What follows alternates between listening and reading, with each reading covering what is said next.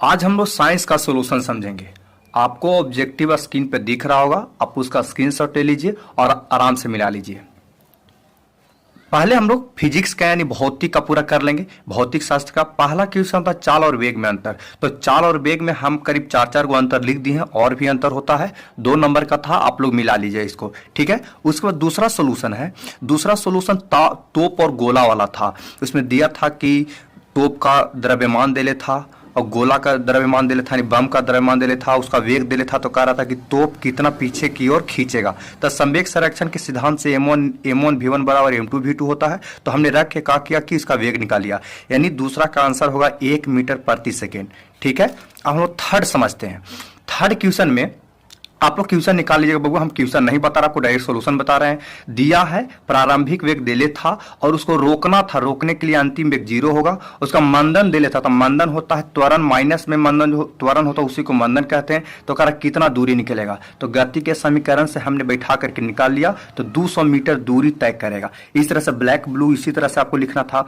उसके बाद चौथा प्रश्न था कि असमान त्वरण के लिए वेग समय आलेख खींचिए। असमान त्वरण के लिए पहले वेग समय सारणी बना ली है हम लोग। उसके बाद क्या किया, ग्राफ खींच लिया। अब देखिए कि आपको ग्राफ जो है सीधा नहीं है, इसका मतलब असमान है। अब हम लोग पांचवा का सॉल्यूशन समझते हैं। अभिकेंद्र बल किसे कहते हैं, तो आपको यहाँ डिफिनेशन लिख दिए हैं। वृत्ताकार पथ पर गतिशील वस्तु के केंद्र पर जो बल लगता है उसी को क्या कहता है, अभिकेंद्र बल कहते हैं। इसका सूत्र mv² होता है, आप लोग को पढ़ाया गया होगा।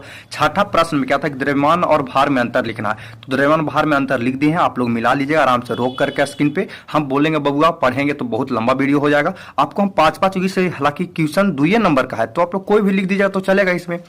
अब हम लोग समझते हैं 5-6 नंबर वाला प्रश्न है।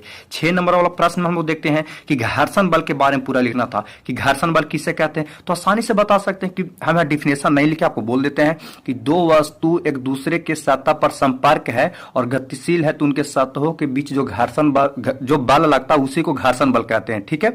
और घर्षण बल 3 प्रकार के होता है। घर्षण बल से लाभ कहाँ कहाँ है, घर्षण बल से हानि कितने होते हैं, और भी बहुत सारा हो सकता है। और कम करने का हमने यहाँ उपाय लिख दिया है, ठीक है। ये 6 नंबर का प्रश्न था। अब अगला हम लोग समझते हैं। 8वां नंबर प्रश्न था कि ग्राफीय विधि से v बराबर u प्लस at का सत्यापन कीजिए। तो इसको थोड़ा सा लिखना जरूरी होता है। हमने लिखेंगे कि माना कि एक वस्तु का प्रारंभिक वेग u है, t समय के बाद उसका वेग v हो जाता है, जिससे a त्वरण उत्पन्न होता है, जैसा कि नीचे के चित्र में दिखाया गया है, ठीक है। उसके बाद यहाँ फिगर में हमने जो दर्शाया है उसको यहाँ लिख दिए हैं। और त्वरण बराबर वेग समय आलेख का ढाल होता है, उसको कैलकुलेशन करके हमने यहाँ निकाल दिया। ये सब आप लोग पढ़े होंगे बबुआ, आपको सोल्यूशन दे रहे हैं ताकि आप लोग को इस बात का सत्यापन हो सके।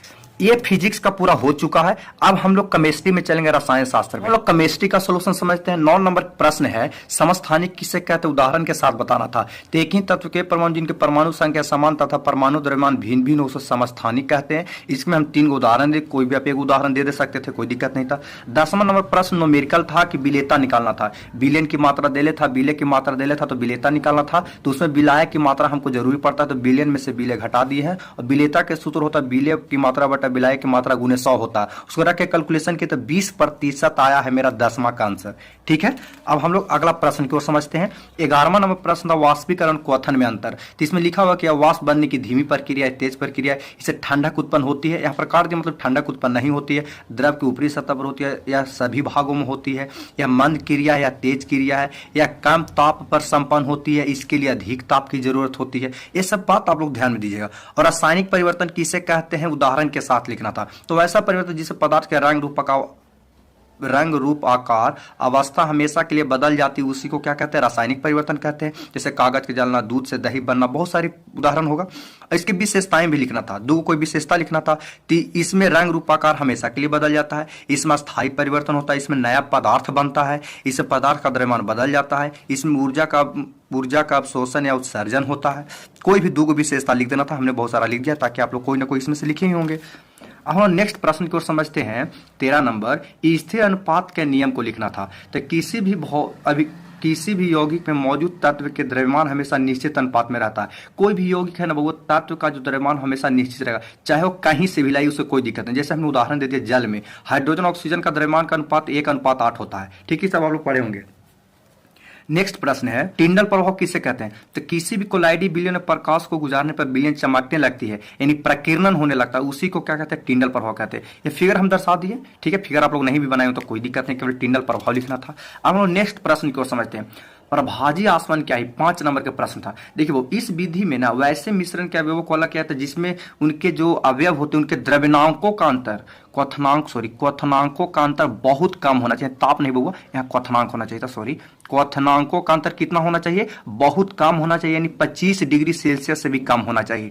अभी जैसे मेथनॉल एवं एसीटोन, उसके लिए हमें क्या चाहिए होता है? तो प्रभाजक स्तंभ की जरूरत होता है बउआ। ये सब क्लास में डीप में बताया, हम आपको यहाँ समझा दे रहे हैं। उसके लिए ये सब बहुत सारा आसवन फ्लास्क लेना होता है, बर्नर लेना होता है, कोरक लेना होता है, ताकि क्या हो कि इसे बाहर ना निकले। ये क्या है मेरा? तो प्रभाजक स्तंभ है। इसमें एक नली को गुजारा जाता है, एक संघनित्र लगाया जाता है, इसमें ठंडा पानी को गुजारा था, क्योंकि जब इसको गर्म किया था ना तो वाष्प बन के उड़े, तो यहाँ वाष्प को ठंडा करने से फिर क्या हो जाए? वो द्रव के रूप में बदले और इस संग्राहक फ्लास्क में इसमें जमा हो जाता है। तो इतना बात आपको समझ में, इसको आप लोग लैंग्वेज में अपना लिखे होंगे, ठीक है। अब हम समझते हैं 16 नंबर प्रश्न में कि धातु और धातु में अंतर लिखिए। तो ऊष्मा विद्युत का सुचालक होता है या कुचालक होता है? इसमें चमक पाई जाती है, इसमें चमक नहीं पाई जाती है। या ठोस एवं द्रव अवस्था में रहती है, या तीनों अवस्था में रहता है? ठोस द्रव गैस तीनों में रहता है। इसका घनत्व उच्च होता है, इसका घनत्व निम्न होता है। इसका द्रव्यनांक एवं क्वथनांक भी उच्च होता है, लेकिन धातु का द्रव्यनांक एवं क्वथनांक निम्न होता है। धातु का ऑक्साइड क्षारीय होते हैं या धातु का ऑक्साइड अम्लीय होते हैं। इसे पीटने पर ध्वनि उत्पन्न होती है, चूर चूर हो जाती है, ध्वनि उत्पन्न नहीं होता। अब हम लोग बायोलॉजी में चलते हैं। प्रश्न था कि लवक कितने प्रकार के होते हैं? लवक के बारे में लिखना नहीं था, तो लवक 3 प्रकार के होते हैं, हरित लवक, वर्णी लवक और वर्णी लवक। उससे कार्यों को लिखना था। तो हरित लवक भोजन बनाने का कार्य करता है, वर्णी लवक फल फूल एवं पत्तियों को रंगीन बनाने का कार्य करता है, और अवर्णी लवक भोजन को स्टोर करता है। क्या करता है? भोजन को स्टोर करता है। हम लोग 80 नंबर प्रश्न समझते हैं कि जाइलम एवं फ्लोएम में अंतर लिखिए। तो ये तो बहुत सिंपल था, 10th में बहुत इंपोर्टेंट। जाइलम एवं खनिज लवणों को परिवहन करता है या खाद्य पदार्थों का परिवहन करता है। इसकी कोशिकाएं मृत होती है, इसकी कोशिकाएं जीवित होती है। 4 प्रकार के उत्कों के द्वारा बना, तो वाहिकाएं, वाहिनिकाएं, जाइलम तंतु, जाइलम मृदुतक। उसी प्रकार से भी होता है सहकोशिकाएं, चालनी नलिकाएं, फ्लोएम तंतु, फ्लोएम मृदुतक। यह केवल नीचे से ऊपर की ओर गति करता है, नीचे से ऊपर और ऊपर से नीचे दोनों की ओर परिवहन करता है। अब इसमें था अगला प्रश्न कि प्रासरण किसे कहते हैं? तो किसी जलीय पदार्थ को अर्ध पारगम्य झिल्ली के द्वारा होने वाली विसरण को प्रासरण कहते हैं। या कितने प्रकार का होता है? 3 प्रकार का होता है। नाम नहीं लिखना, कितना लिख देंगे तो कोई दिक्कत नहीं। अंतःप्रासरण, बहिःप्रासरण और संप्रासरण होता है, ठीक है। अब अगला प्रश्न है कि रक्त क्या होता है? इसके कितने भाग होते हैं? तो ये एक प्रकार का तरल संयोजी ऊतक है जो अपने प्रवाह के समय सभी अंगों को जोड़कर रखती है। रक्त के 2 भाग होते हैं बहुआ, 3 आरबीसी डब्ल्यूसी प्लेटलेट्स नहीं, 2 भाग होता है। कौन कौन होता है? प्लाज्मा और रक्त कणिका। रक्त कणिका के 3 भाग होते हैं, वो लोग गलत लोग जानता है, ये 2 भाग होता है, ये बात ध्यान रखे होंगे। देखिए लेकिन होता है 2 भाग। रक्त एवं लसिका में अंतर लिखना, है लाल रंग की होती है या रंगहीन होती है। इसमें आरबीसी पाई जाती है, इसमें आरबीसी नहीं पाई जाती है। इसमें डब्ल्यूबीसी कम होता है, इसमें डब्ल्यूबीसी अधिक होता है। इसमें हीमोग्लोबिन पाया जाता है, इसमें हीमोग्लोबिन नहीं पाया जाता है। अगला था कि स्तनधारी जीवों की विशेषताएं लिखी। तो इसमें स्तन पाई जाती है, बच्चों को दूध पिलाती है, फिर फेफड़ा के द्वारा सांस लेती है, इसके हृदय में 4 वेश में पाई जाती है। बहुत सारा होता है बउआ, मेन चीज हमने लिख दिया आपको। अब हम लोग समझते हैं 23 नंबर प्रश्न। 23 नंबर प्रश्न में था कि न्यूरॉन का सचित्र वर्णन कीजिए। तो न्यूरॉन का फिगर कुछ इस प्रकार से हम कोशिश किए ताकि बेहतर लगे आप लोग को। इसमें देखिए बाहरी वाला डेंड्राइटस है, बीच में केंद्रक होता है, ये वाला भाग तारानुमा होता है, इसको साइटोन बोलते हैं। ये पूरा लंबाईवा को बोलते हैं एक्सॉन, और दोनों के बीच में जो होता है उसको रैनवियर का नोड बोलते हैं। इसको माइलिन शीत, श्वान कोशिका इसमें चपटी रहती है, और नीचे वाला को सूत्रयुग्म गांठे कहते हैं। इस सब के बारे में थोड़ा थोड़ा लिख देना था। आप लोग लिखे होंगे, कुछ भी लिखे होंगे तो आप लोग को नंबर मिलेगा। फिगर बहुत बढ़िया बनना चाहिए था, फिगर बेहतर होगा तभी आपको इसमें नंबर मिले, क्योंकि उसमें चित्र बनाना था, सचित्र वर्णन करना था। उसके बाद लास्ट प्रश्न है यूकैरियोटिक एवं प्रोकैरियोटिक कोशिका में अंतर लिखिए। तो इसमें केंद्रक विकसित होता है, यू बताए थे आपको, और इसमें आप विकसित होता है केंद्रक। इसमें केंद्रिका पाई जाती है, इसमें केंद्रिका नहीं पाई जाती है। इसके जो प्रोटीन होते हैं वो आरसीएस के होते हैं। राइबोसोम राइबोसोम आरसीएस के होते हैं, इसमें राइबोसोम 70S के होते हैं। इसमें ऑक्सीश्वासन होता है, इसमें अनऑक्सीश्वासन होता है। इसमें सेंट्रोसोम पाई जाती है, इससे सेंट्रोसोम नहीं पाई जाती है। इसमें जनन की क्षमता कम होती है, धीरे धीरे होती है, लेकिन इसमें जनन की क्षमता अधिक होती है क्योंकि वायरस से सभी में आता है। इसमें इंडोप्लाज्मिक रेटिकुलम, लावक, लाइसोसोम, माइटोकॉन्ड्रिया सब पाई जाती है, इसमें कोई नहीं पाई जाती है। ठीक है, तो साइंस का सभी काम सोल्यूशन आपको बता दिए, आप लोग मिला लीजिएगा और देख लीजिएगा कि क्या आप लोग को नंबर आ रहा है। ठीक है, अब हम लोग फिर मैथ का भी सोल्यूशन आपको बहुत